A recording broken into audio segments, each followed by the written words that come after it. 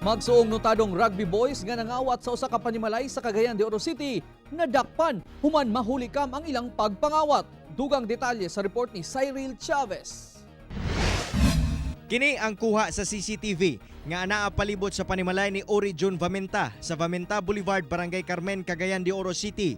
Sa video, makita kining duha ka batan-on nga misulod sa usa ka compound. Sa laing anggulo, makita silang daw dunay gihawiran nga silupin ug taod-taod gisimhot kini. Nagtuyok-tuyok ang mga sospek sa lugar nga daw naay gipangita ug pagkataod-taod miduol sa usa ka bintana ug giguba ang steel grills dayon sulod.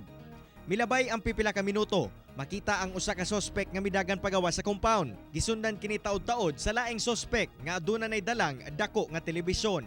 Ang insidente gipatala sa mga biktima ngadto sa Carmen Police Station ug sa dili madugay, nadakpan gayod ang mga batan-on nga nakita sa CCTV.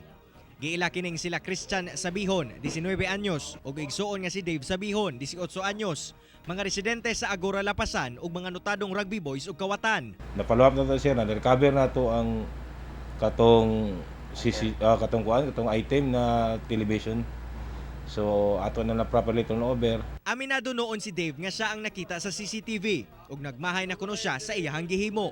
Apan ang igsuong si Christian, gilimod gayod ang pasangil. Hinoon, giangkon niya nga gagamit sa og rugby.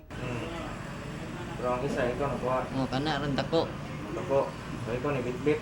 Ko nagbitbit na. Ako yung ipabitbit biya.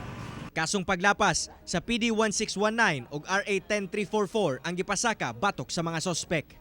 Kauban si Makoy Sempron sa kamera. Ako, si Cyril Chavez para sa One Mindanao.